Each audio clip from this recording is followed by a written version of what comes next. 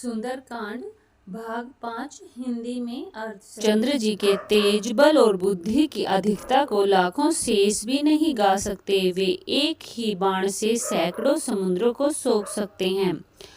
परंतु नीति निपुण श्री राम जी ने नीति की रक्षा के लिए आपके भाई से उपाय पूछा।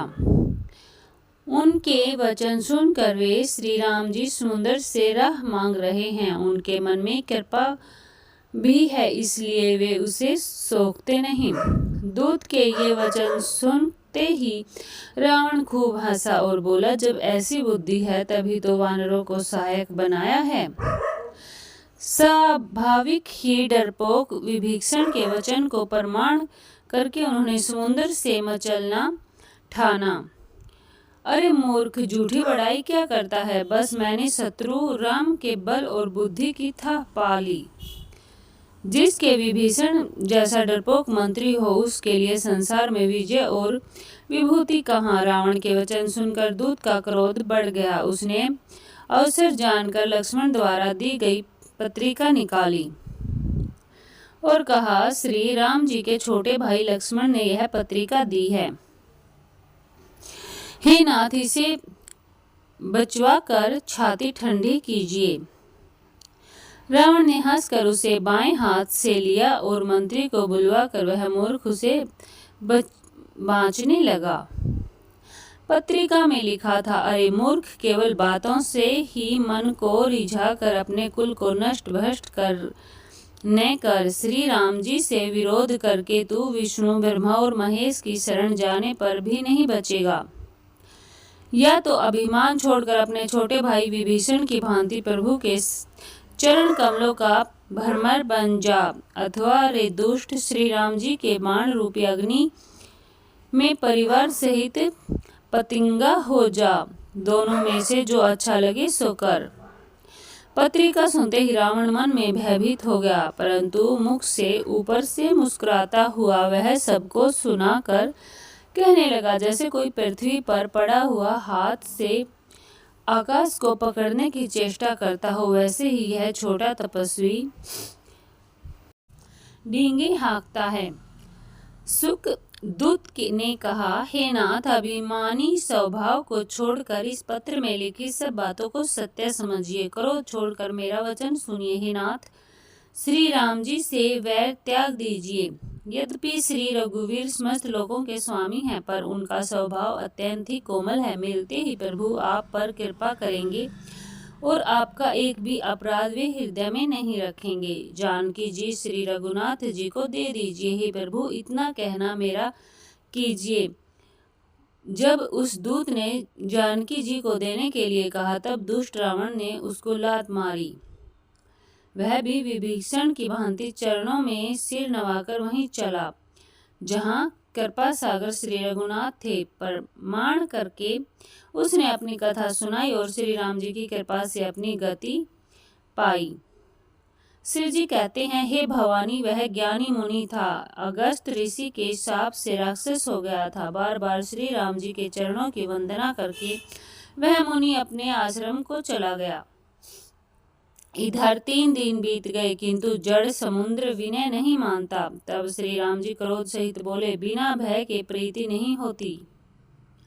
हे लक्ष्मण, धनुष बाण लाओ, मैं अग्नि बाण से समुद्र को सोख लूंगा। मूर्ख से विनय, कुटिल के साथ प्रीति, स्वाभाविक ही कंजूस से सुंदर नीति, उदारता का उपदेश, ममता में फंसे हुए मनुष्य से ज्ञान की कथा, अत्यंत लोभी से वैराग्य का वर्णन, क्रोधी से शांति की बात और कामी से भगवान की कथा, इनका वैसा ही फल होता है जैसा उसर में बीज बोने से होता है। अर्थात उसर में बीज बोने की भांति यह सब व्यर्थ जाता है। ऐसा कहकर श्री रघुनाथ जी ने धनुष चढ़ाया। यह मत लक्ष्मण जी के मन को बहुत अच्छा लगा। प्रभु ने भयानक अग्नि बाण संधान किया, जिससे समुद्र के हृदय के अंदर अग्नि की ज्वाला उठी। मगर, सांप तथा मछलियों के समूह व्याकुल हो गई। जब समुद्र ने जीवों को जलते जाना, तब सोने के थाल में अनेकों मणियों रत्नों को भरकर अभिमान छोड़कर वह ब्राह्मण के रूप में आया।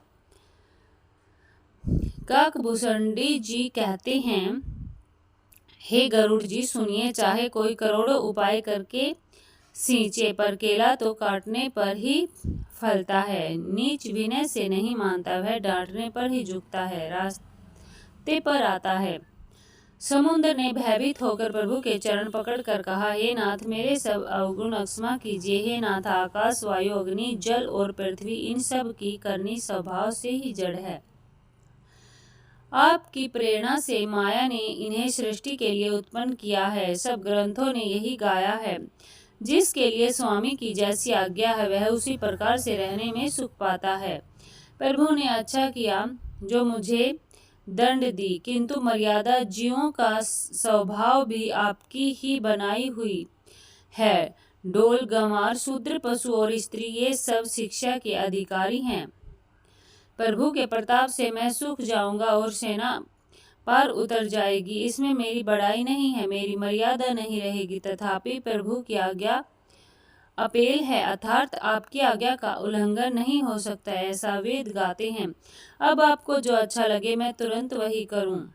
समुद्र के अत्यंत विनीत वचन सुनकर कृपालु श्री राम जी ने मुस्कुराकर कहा, हे तात, जिस प्रकार वानरों की सेना पार उतर जाए वह उपाय बताओ। समुद्र ने कहा, हे नाथ, नील और नल दो वानर भाई हैं। उन्होंने लड़कपन में ऋषि से आशीर्वाद पाया था, जिनके स्पर्श कर लेने से ही भारी भारी पहाड़ भी आपके प्रताप से समुद्र पर तर जाएंगे। मैं भी प्रभु की प्रभुता को हृदय में धारण कर अपने बल के अनुसार सहायता करूंगा। हे नाथ, इस प्रकार समुद्र को बांधिए, जिससे तीनों लोकों में आपका सुंदर यश गाया जाए। इस बाण से मेरे उत्तर तट पर रहने वाले पाप के राशि दुष्ट मनुष्यों का वध कीजिए। कृपालु और रणधीर श्री राम जी ने समुद्र के मन की पीड़ा सुनकर उसे तुरंत ही हर लिया था, अर्थ बाण से उन दुष्टों का वध कर दिया। श्री राम जी का भारी बल और पौरुष देखकर समुद्र हर्षित होकर सुखी हो गया। उसने उन दुष्टों का सारा चरित्र प्रभु को कह सुनाया, फिर चरणों की वंदना करके समुद्र चला गया। समुद्र अपने घर चला गया। श्री रघुनाथ जी को यह मत, उसकी सलाह अच्छा लगा। यह चरित्र कलयुग के पापों को हरने वाला है। इसे तुलसीदास ने अपनी बुद्धि के अनुसार गाया है। इसी श्री रघुनाथ जी के गुण सुख के धाम, संदेह का नाश करने वाले और विषाद का दमन करने वाले हैं। अरे मूर्ख मन, तू संसार का सब आशा भरोसा त्याग कर निरंतर इन्हें गा और सुन। श्री रघुनाथ जी का गुणगान संपूर्ण सुंदर मंगलों का देने वाला है। जो इसे आदर सहित सुनेंगे वे बिना किसी जहाज के ही भवसागर से तर जाएंगे। तो यह था संपूर्ण सुंदरकांड, हिंदी में अर्थ सहित आपसे सुनाया है। और ऐसे अच्छी कहानी और कथाओं के लिए हमारे चैनल को सब्सक्राइब कर लें और हमारी वीडियो को लाइक और शेयर जरूर करें। धन्यवाद। जय श्री राम, जय बजरंगबली।